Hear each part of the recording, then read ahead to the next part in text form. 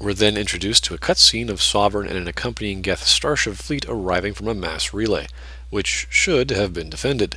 What the hell happened to the massive blockade and patrols on every mass relay linking from the Terminus systems? I didn't even see one ship. They're like pretty much right at the Citadel when they warp in. We'll be ready for them, my ass. So the Citadel gets the order to be abandoned, and the Council gets put onto the biggest ship in the fleet, the Destiny Ascension. We know this because the subtitles say so. Turns out Saren's been busy and just killed Citadel Control. Now, wait a sec, why would they put the Council on their flagship? We saw the Destiny Ascension at the beginning of the game, and it's a huge warship with a massive gun. Wouldn't you want your leaders and everything as far away from a war as possible, not put them on the biggest target in the fleet? That's just dumb. Let's also note that it's outside of the Citadel when the station's arms finally close, and it just sort of hangs around. I don't think I ever saw it fire a shot. This is like getting the American president in Air Force One and having it land on an enemy Afghanistan airport. So we have our little trench run by avoiding all the Geth as they shoot the crap out of us. Use the Force, Luke. Let go. The Force is strong in this way. Luke, trust me. And we Mako it up.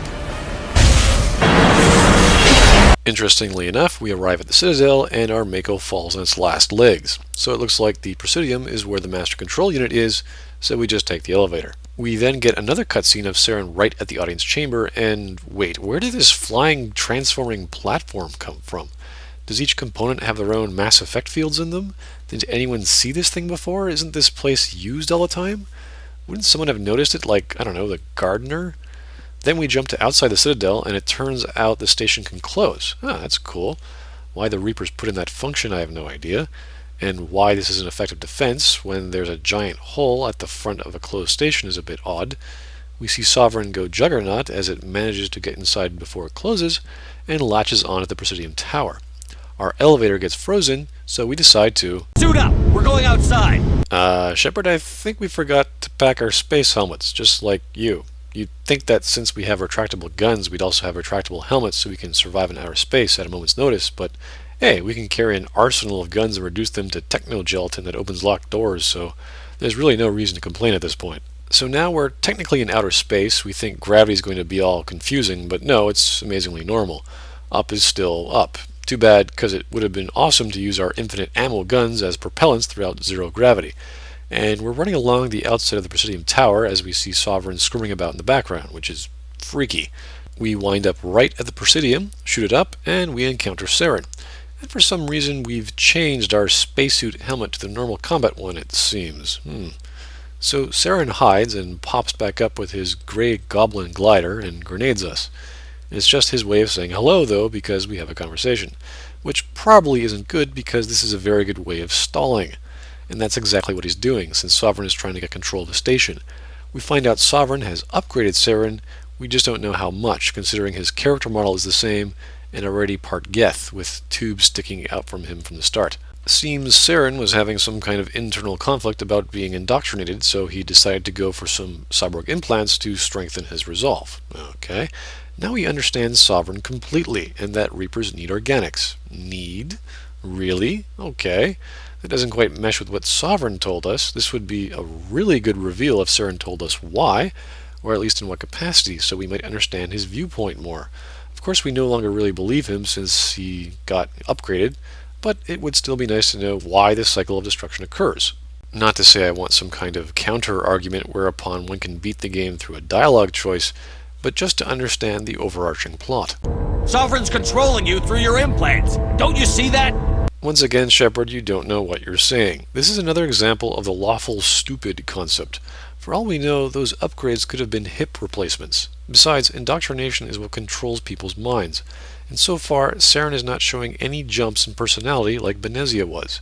If we respond with more renegade choices, interestingly enough, the conversation actually sounds logical and believable.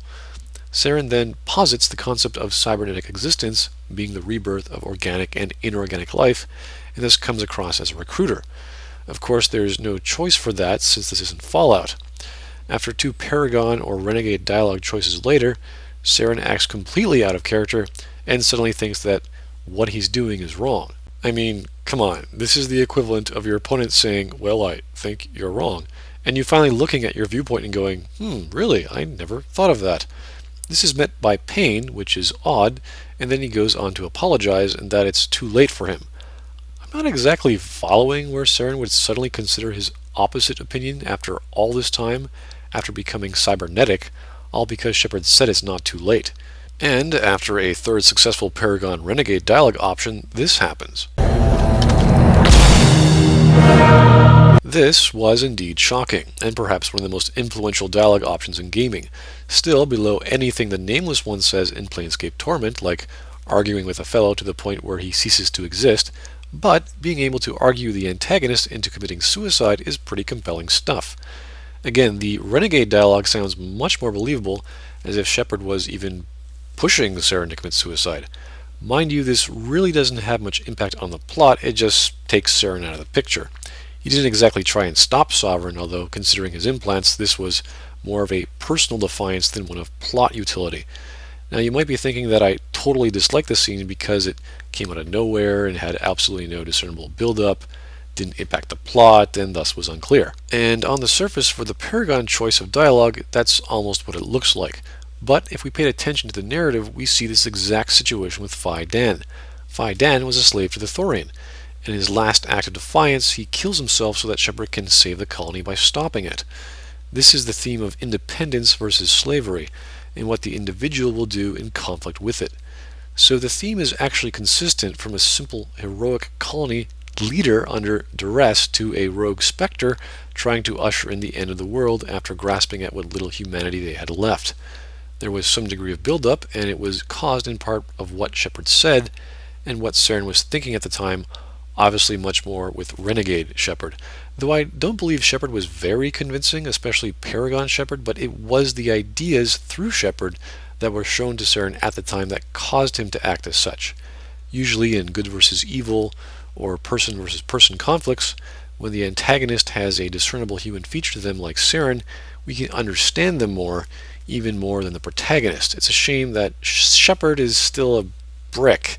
It is also in this exposition that the protagonist and the antagonist understand each other the best, each being the other's main source of conflict. So it's not so much how well Shepard argued to Saren that caused him to commit suicide, it's what Shepard's ideas represented in comparison which caused Saren to find his remaining humanity. This is admitted through Saren that he is impressed by Shepard's capacity to constantly challenge him even after surviving Vermeer. Although I'm one for constantly driving home an idea to improve clarity through exposition, I would say build-up here was okay. So we use Vigil's data file and we have full control of the entire station. Fancy. Despite having an Omni tool that does everything, the first communication we get is from the Destiny Ascension, and then the Normandy, who's with the Arcturus fleet a few solar systems away, as opposed to picking up transmissions from, I don't know, the several million or so people going nuts on the station. Joker says this: "We can save the Ascension. Just unlock the relays around the Citadel and we'll send the cavalry in." Wait a sec, how do you lock a relay, and why wasn't that done before Sovereign attacked? We're then presented with the option to either save the Destiny Ascension that has the Council members on board, or hold back and let the Arcturus fleet focus on Sovereign. Oddly enough, this is split into three options, but still result in two choices: save the Council or not. You might think the bottom choice, let the Council die, is some kind of pro-human or anti-Council sentiment. This says nothing of killing them, and even if we don't try and save the Destiny Ascension, and it does end up getting destroyed, would the Council not simply use escape pods?